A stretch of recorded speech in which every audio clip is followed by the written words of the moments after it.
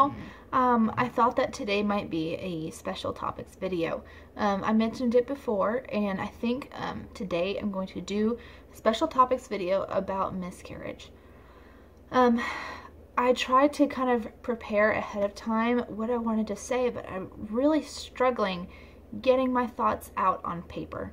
So I'm kind of just going to go with it, and I hope that it kind of is sequential and it kind of makes sense to you guys.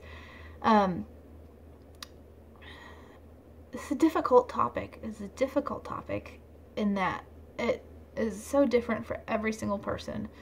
It's so common, and people don't really realize that it's common, and it's so touchy because everybody has different feelings on the subject. So I'd like to discuss it, but with sincerity, with carefulness to not hurt anybody, but with the purpose to maybe encourage other people who are going through the same situation. At the beginning of this whole thing, whenever we did miscarry initially, Michael and I both, we didn't want to talk about it with anybody. We felt like we felt like it was just between us. And as we kind of dealt with our feelings and dealt with the whole grieving process, we kind of realized that, well, there's a Bible verse that says you need to comfort others with the comfort that you yourself have received.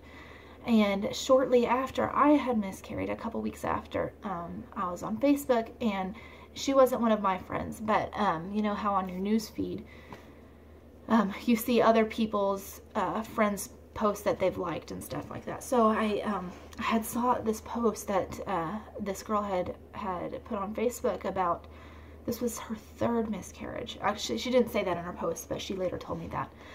She said, she's talking about her baby who she had lost, and I messaged her and just expressed how sorry I was. And there's no words. There's nothing that you can say that can really help other than I'm sorry, because there's no explanation.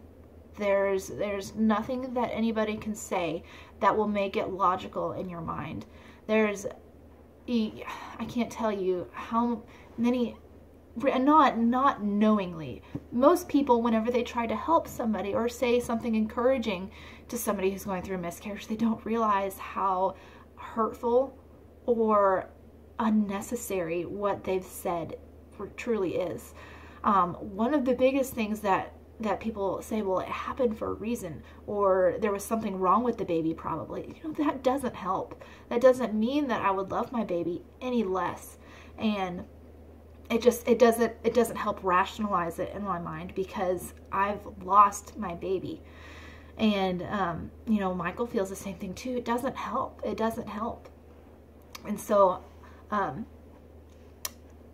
yeah. So anyways, back to the girl I was talking about on Facebook. I messaged her and just expressed to her how sorry I was, and, you know, validating her feelings. And she messaged me back, and she was very appreciative that I had, you know, just to let her know that I was grieving alongside of her for her. And I think that comforting others and sharing with others the comfort that I myself have received is going to be a big part, not only of their healing process, but also of mine, because validating those feelings of loss, I think, is really important. I think people who haven't been through miscarriage or a stillbirth or infant loss or anything that relates to that topic, if they themselves have not been through that, it's really hard to understand how that person is feeling. And it's easy for other people to minimize those feelings of loss, because people will say, oh, well, you know, you never really knew the baby. How can you have those feelings of loss when you never knew the baby? And, you know, that was still my baby, and I still carried that baby, even though it wasn't for a very long time. I love that baby because God gave me that baby. I think that one of the most painful parts of this miscarriage has been thinking about what what Michael and I are going to miss out on. Thinking about like birthdays and first days of school and just these milestones in your baby's life that you think about constantly when you're pregnant, that you're so excited for. And then whenever you miscarry or have a stillbirth or that baby dies, it's just gone. Those memories are never going to be made. And I think that has been one of the hardest things for myself is to cope with, has been understanding that God's in control of this, that He ordains our days. We don't. And so me mourning over those memories that were never made is not entirely right, because those days were never supposed to be. Those days were never, I'm mourning over the loss of memories that were never ordained. They were never supposed to be. And I think rationalizing that in my mind is so difficult. But one thing I will say that has helped me more than anything is I went to Bible study shortly after I miscarried, and I expressed to our Bible study leader, the lady that was leading our class, what had happened. And I had sought prayer from the other people in the Bible study group, and this sweet lady, she's older than I am, but she's a very wise lady, came up to me after Bible study and said, expressed to me that she had lost her 19-year-old son, and she had also miscarried. And she said the only thing that gave her any comfort, the only thing that she could rationalize in her mind about the subject, was that God loves our children more than we do. And that really sunk in with me, because as much as I love that baby, God loves that baby so much more than I do. And He is providing and caring for that baby right now more than I ever could, more than Michael ever could. And so, resting in the thought that my baby is being taken care of so much better than I could have ever provided for that baby gives me some comfort. It gives me peace. It's so hard to find those little things in the midst of miscarriage or any type of infant loss that gives you peace. It's such an uneasy, illogical, and painful experience that finding those little pieces of peace, they're very precious. And so that's one thing that has truly helped me, is knowing that God loves my children, or loves my baby more than I ever did. And through this process, there's a Bible verse that really, really has helped me. And it's in Isaiah. I think it's in chapter 54, but I'm not positive on the address. But it basically says that does the nursing mother forget the child who she has born? Though she may forget, I will not forget you. And that to me is just like, oh, how much does God love me and know the circumstance and know what Michael and I are going through? Because if I think about how much I love my baby and how I will never forget that baby, I think about how much more God loves me than that. Like, if I could forget my baby, I have to think about, I just think about, as much as I could never forget my baby, God loves me even more than that. And He knows exactly what we're going through. So that's also given me quite a bit of comfort, because the Bible also says that the death of His saints are precious in His sight. And so I know that my baby is with Him, and that my baby's life is precious to Him. So I hope that this has given other people some comfort, because it's such an uncomfortable and painful experience and situation to be in. And if you're watching this and you maybe haven't been through a miscarriage, or you haven't been through a stillbirth or infant loss, Maybe it'll just help you know how to comfort other people that you might know that are going through the same circumstances. Just being there for them and expressing how sorry you are and validating those feelings of loss, because it is a loss. It is absolutely a loss. Because although you didn't know the child, the moment that you find out you're pregnant, you're planning. You're planning what your life is going to be like with this baby. So I hope that this might be an encouragement to other people. So my heart just kind of breaks for other people going through the same circumstance, because I know how painful it is. You can never compare your pain with the pain of someone else, because everybody's circumstances are just going to be different. But I can relate, and I by no means, and I don't know that there ever will be a time when I am past it, or I don't know what you want to call it, but I do know that I'm constantly healing. I'm constantly still grieving for my baby, because I still miss the idea of a life with my baby, even though that was never supposed to be. I'm still grieving that.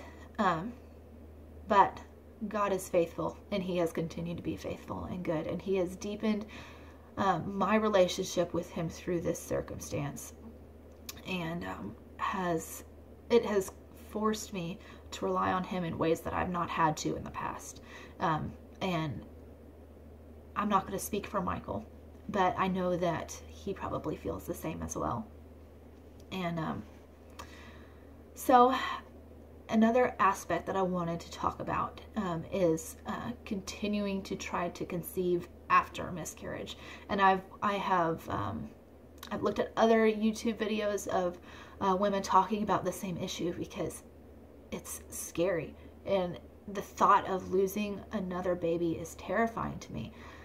But at the same time, whenever the day I realized that I was miscarrying the baby, I told Michael that it puts a whole new spin on the cliche saying that it's better to have loved and lost than to never have loved at all. And it is so, so true, especially when it comes to pregnancy, because that baby has changed my life for the better. Even though it's brought on so much pain and heartache, losing that baby, it has taught me so much. And I know that whenever we do have a baby, I know that that experience has changed the type of mother that I'm going to be. So as we continue to try to conceive and start our family, we have chosen that we are not going to live in fear, because those feelings of fear are not going to protect us from the pain of another miscarriage if we were to miscarry. Being fearful whenever we are pregnant is not going to protect us from that, and it's just going to waste precious time that we could have been happy and excited about that baby's life. Because even those 5.5 weeks that I carried my baby, I'm still so happy that I got that time. And so we have chosen that we are not going to live in fear of miscarriage, because it does nothing, and it steals our joy and our peace. So I hope that this helps other people who are going through the same circumstance, because pregnancy after miscarriage is going to be a tough thing, and I already know it. Even though I'm not pregnant, I know it's going to be difficult. So I just wanted to share that with you guys. It's a painful topic, and it's heart-wrenching, but it's life. It's a part of life. Another issue that I think a lot of people would, and no one has ever said this to me, but I feel like maybe some people have thought it. It's like, well, you shouldn't have told people so early, because a couple days after we found out, we told everybody. We posted it on Facebook, on our social media. We told all of our family and friends, and 2.5 weeks later we miscarried. And people, I feel like in their minds were like, well, you shouldn't have told people. And, you know, I can only speak for myself because everybody's different. And so what I feel is not going to be what's true for everybody else. So please don't think that I'm speaking for everybody when I say this. But I feel like I want my baby's life celebrated by everybody that we know. I don't want people to not know that our baby existed. I don't want that to be a secret. Just because our baby was never born doesn't mean that his life never existed. So I'm happy that we told people. And in future pregnancies, we're still going to tell people. We're not going to keep it a secret until we get out of the first trimester. We're not, because even past the first trimester, you're not safe from stillbirth or infant loss of any kind. And although the chances of losing a baby after the first trimester do greatly decrease, I just feel like if something were to happen prior to or during the first trimester, and we hadn't told people, we kept it a secret, that still wouldn't make it any easier. I mean, us having to tell people that we miscarried was hard, but that was by no means the worst part of the miscarriage. And I would honestly rather share in the joy and the love of our baby with all of our friends and family than to keep it a secret and us have to grieve alone and nobody else knowing that that baby existed. So that is how we feel. And like I said, it's not the same for everybody. Everybody's going to be different. And I hope that this can encourage other people, because there were quite a few people that spoke up whenever I had a miscarriage that I never knew miscarried, and they spoke up and gave me words of comfort that they had received when they miscarried. So thank you guys so much for watching. I hope that that you guys will hear what I have to say, and you know, it's not, like I said again, it's not the same for everybody, but hopefully this will give you guys a little bit of insight into miscarriage if you guys haven't been through it, or if you don't have any experience with it, so that you can encourage and help others who are going through it as well. And if you are going through miscarriage or any type of infant loss, I want you to know that you are by no means alone, and those feelings of loss are certainly valid and deserve recognition. So I just hope that this can encourage and help other people. Thank you guys so much for watching. Remember to hit subscribe and like this video. Thanks.